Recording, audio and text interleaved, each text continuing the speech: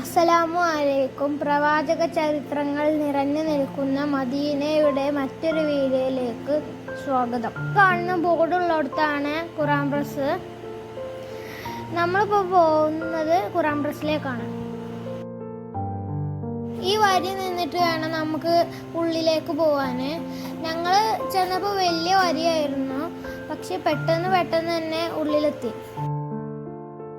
ലോകത്തിൽ തന്നെ ഏറ്റവും കൂടുതൽ ഖുർആൻ അച്ചടിക്കുന്ന സ്ഥലമാണ് മദീനയിലുള്ള ഈ ഖുർആൻ പ്രസ്.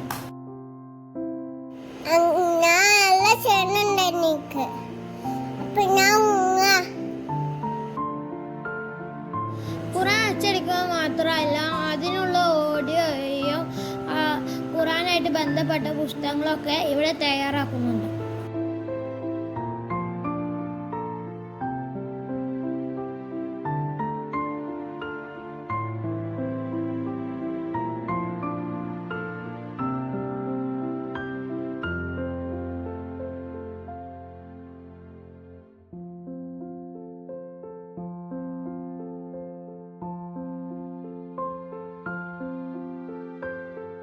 ഖുർആന് പ്രസ് ചെയ്യുന്നത് കണ്ടതിന് ശേഷം തിരിച്ചു വരുന്ന ആൾക്കാരാണ് അപ്പുറത്ത് കാണുന്നത്. ആ കാണുന്ന വാതിലിലൂടെയാണ് നമ്മൾ ഉള്ളിലേക്ക് കയറുക. ഇപ്പോൾ നമ്മൾ പ്രസിന്റെ ഉള്ളിലെത്തിയിട്ടുണ്ട്.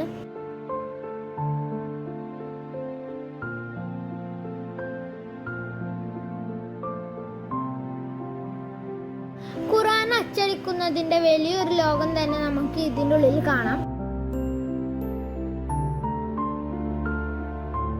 ഈ സൈഡിലുള്ള ചില്ലുകൂട്ടിനുള്ളിൽ പല വലുപ്പത്തിലും പല ലിപികളിലുമുള്ള ഖുർആൻ നമുക്ക് കാണാൻ കഴിയും.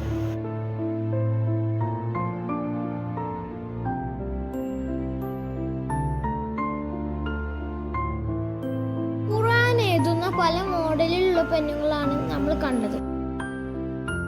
കാണാത്തവരുടെ ലിപി ഞാൻ ഇവിടെ നിന്നാണ് ആദ്യമായിട്ട് കാണുന്നത്.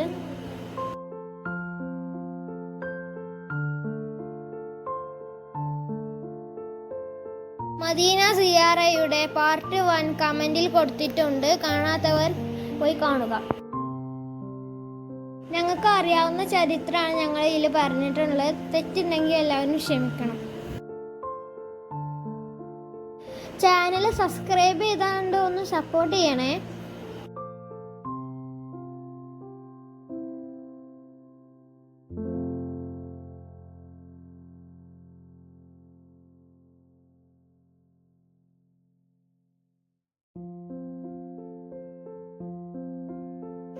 ഈ ഖുർആൻ പ്രസ് കണ്ട് നമ്മൾ ഇറങ്ങുമ്പോൾ നമുക്ക് ഓരോ ഖുർആൻ തരുന്നുണ്ട്. ജന്നക്കുട്ടി ചെറിയ കുട്ടിയായതുകൊണ്ട് തന്നെ അവൾക്ക് ബേബീസിൻ്റെ ഖുർആനാണ് കിട്ടിയത്.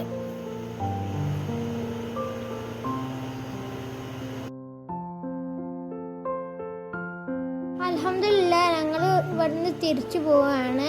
ഈ ഖുർആൻ പ്രസിൻ്റെ ചുറ്റും കാണാൻ നല്ല രസമുണ്ട്, ചെടികളൊക്കെ ഉണ്ടായതുകൊണ്ട് തന്നെ. നമ്മൾ ഇനി പോകുന്നത് സബ്ആ മസ്ജിദിലേക്കാണ്, അഥവാ 7 പള്ളികളുള്ള സ്ഥലം.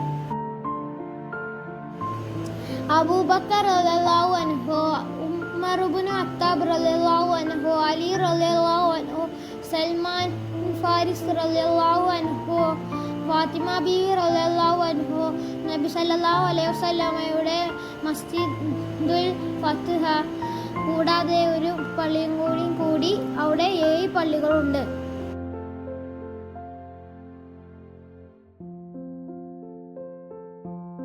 നേരെ കാണുന്ന പള്ളിയാണ് ഉമർ ഇബ്നു ഖത്താബ് റളിയല്ലാഹു അൻഹുയുടെ പള്ളി. അതിന് തൊട്ടടുത്തുള്ളത് അലി റളിയല്ലാഹു അൻഹുയുടെ പള്ളി.